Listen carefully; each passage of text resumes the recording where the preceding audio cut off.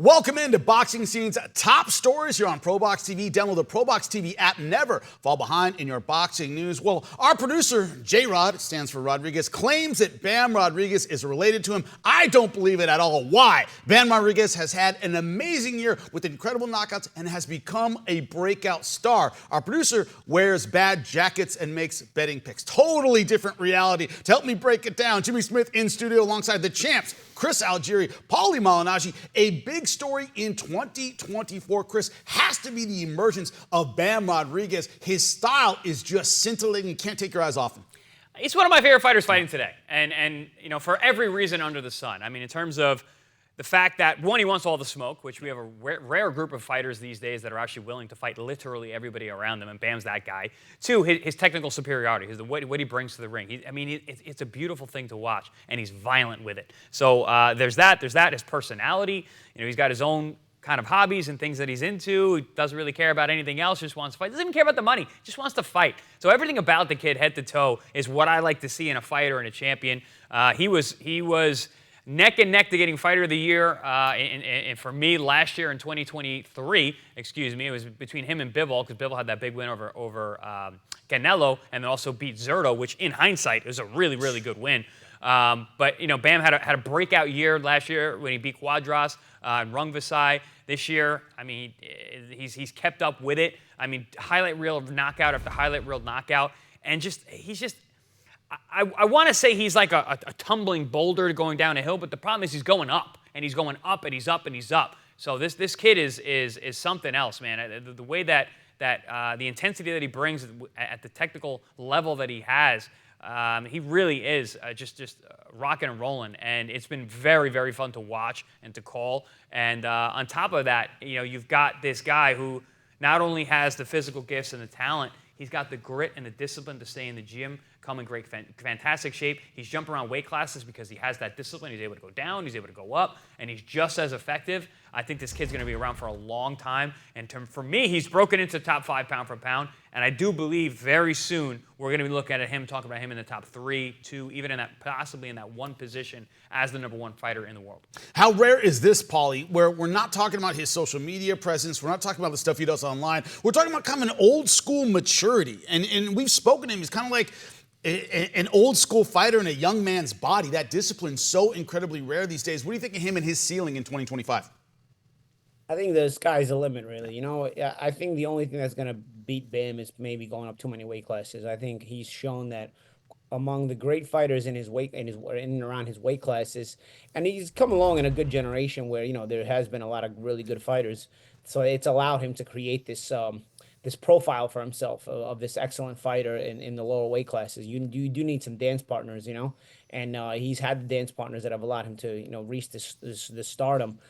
And he's passed with flying colors every time he stepped up to them. You know, these weren't guys that were just manufactured. These were guys that had, you know, built themselves up to be star power themselves, and Bam has gone through all of them, you know. So I think that we're at a point where I think it's only himself that's going to beat him. And I don't see himself beating him in that he's not going to live a disciplined life. This kid is very mature. He's very poised. I will be shocked if he becomes that kind of person. You know, there's no Ryan Garcia and Bam Rodriguez, you know.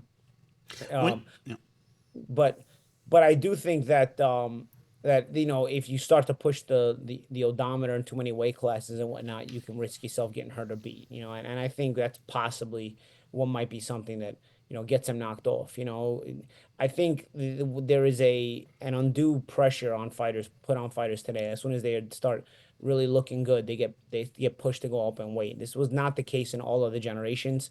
You know, I think of Hagler. He was middleweight champion for 8 years. You know, he was middleweight champion for so long that Mustafa Hamsho became the mandatory contender two different times.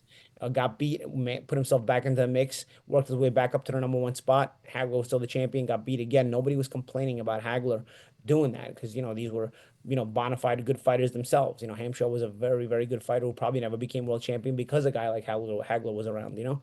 So, you know, I don't know what you do with Bam. You know, can he be appreciated in this generation? Can he be appreciated in this generation if he doesn't continue to push himself going up in weight? And I think that's a shame because I don't think he should be pushed like this to constantly have to, go up in weight to be appreciated. I think a fighter like this can be appreciated on so many levels. He's marketable. He's mature. He's poised. He's got a good personality. He's a good person. Is not he's not getting arrested for finding loaded pistols on him or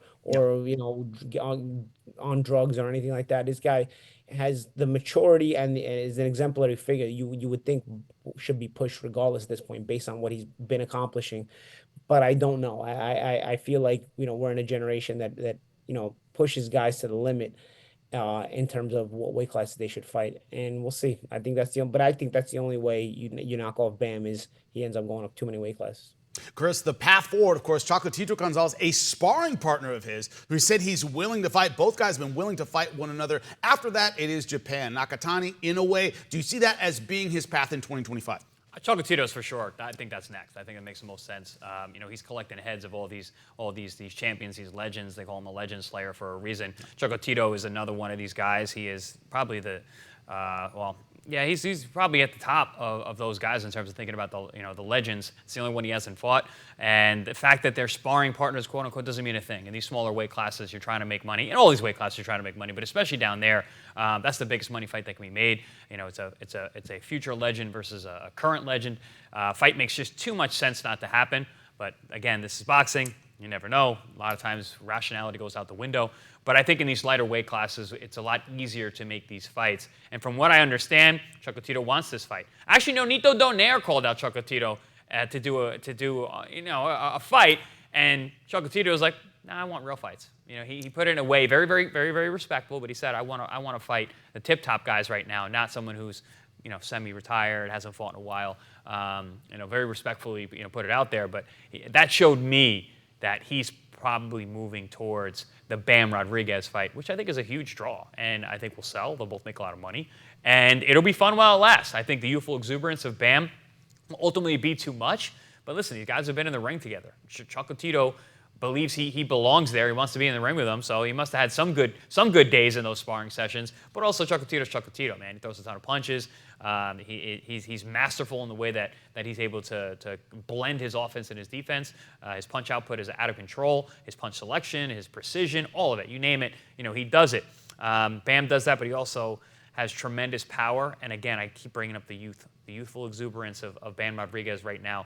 Just seems to be a bridge a bit too far for Chocoo at this point. But regardless, I want to see it. I think it'd be a ton of fun. At 24 years old, the question is, of course, as he fills up, gets a little man strength, will we see, as Paulie said, a move up in weight class, either whether it's requested by the fans or just gets a little too big as he gets a bit older. But a bright future for Bam Rodriguez. Can't wait to see what he does in 2025. And when he does, we'll talk about it right here. For more ProBox TV, scan the QR code on the screen or go to the App Store and Google Play. ProBox TV, your boxing channel.